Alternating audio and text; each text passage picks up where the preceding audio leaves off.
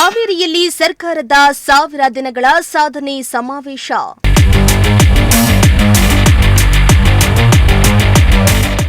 February 14ರಂದು lakh ಜನರಿಗೆ ಹಕ್ಕುಪತ್ರ ವಿತರಣಾ ಕಾರ್ಯಕ್ರಮ.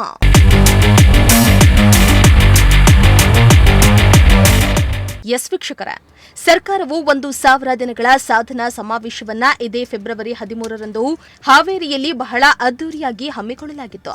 ಆದರೆ ಕಾರಣಾಂತರಗಳಿಂದ ಫೆಬ್ರವರಿ 14ಕ್ಕೆ ಮುಂದೂಡಲಾಗಿದೆ ಎಂದು ಹಾವೇರಿ ಜಿಲ್ಲಾ ಉಸ್ತುವಾರಿ ಸಚಿವ ಶಿವಾನಂದ ಪಾಟೀಲ್ ಸುದ್ದಿಗೋಷ್ಠಿಯನ್ನ ನಡೆಸಿ ತಿಳಿಸಿದ್ದಾರೆ.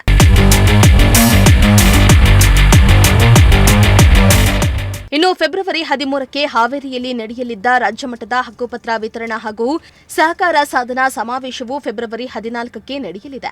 13ರಂದು ಸಿಎಂ ಅವರು ವಿವಿಧ ಕಾರ್ಯಕ್ರಮ ಇರುವುದರಿಂದ ದಿನಾಂಕ ಬದಲಾವಣೆಯಾಗಿದೆ.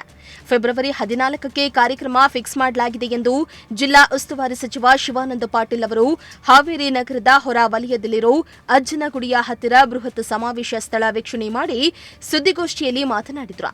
1 ಲಕ್ಷ ಫಲಾನುಭವಿ ಜನರಿಗೆ ಹಕ್ಕುಪತ್ರ ವಿತರಣೆ ಮಾಡಲಿದ್ದು, ಆಯಾ ಜಿಲ್ಲೆಗಳ ಜಿಲ್ಲಾಧಿಕಾರಿಗಳು ಅಲ್ಲಿನ ಫಲಾನುಭವಿಗಳನ್ನ ಕರೆದುಕೊಂಡು ಬರ್ತಾರೆ.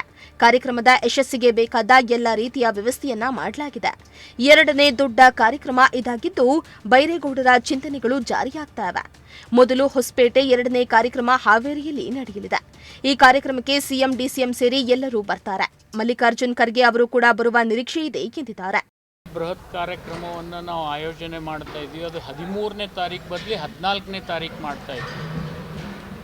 13ನೇ ತಾರೀಕಿಗೆ ಮೊದಲಿನ ಪ್ರಕಾರ ನಾವು ನಿರ್ಣಯ ಮಾಡಿದ್ವಿ. ಆದರೆ ವರ್ಲ್ಡ್ ಡ್ಯಾಮ್ ಸೇಫ್ಟಿ ಡಿವಿಷನ್ ಒಂದು ಮೀಟಿಂಗ್ ಇದೆ ಬ್ಯಾಂಗ್ಳೂರಿನಲ್ಲಿ. ಸೊ ಆಲ್ ಇಂಡಿಯಾದವರು CW ಸೆಂಟ್ರಲ್ ವಾಟರ್ ಕಮಿಷನ್ದವರು ಬರ್ತಾರೆ, ಜೊತೆಗೆ ಇರಿಗೇಷನ್ ಮಿನಿಸ್ಟರ್ಸು ಬರ್ತಾರೆ ಆಲ್ ಇಂಡಿಯಾದ್ದು, ಮತ್ತು ಸೆಂಟ್ರಲ್ ಇರಿಗೇಷನ್ ಮಿನಿಸ್ಟರ್ಸ್ ಬರೋದ್ರಿಂದ CM ಆ ಕಾರ್ಯಕ್ರಮ ಬೆಂಗಳೂರಿನಲ್ಲಿ ಉದ್ಘಾಟನೆ ಮಾಡಬೇಕಾಗಿದೆ.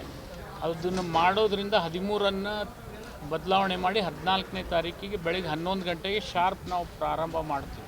ಇನ್ನು ಅಜ್ಜಯ್ಯನ ಗುಡಿ ಎದುರು ಸಮಾವೇಶದ ಸ್ಥಳಕ್ಕೆ ಭೇಟಿಯನ್ನ ನೀಡಿ ಅಧಿಕಾರಿಗಳೊಂದಿಗೆ ಚರ್ಚೆಯನ್ನ ನಡೆಸಿ ಯಾವುದೇ ಲೋಪವಾಗದಂತೆ ಕ್ರಮ ವಹಿಸುವಂತೆ ತಿಳಿಸಿದ್ದಾರೆ. ಲೋಕೇಶ್, ಪ್ರಜಾಶಕ್ತಿ ಟಿವಿ, ಹಾವೇರಿ.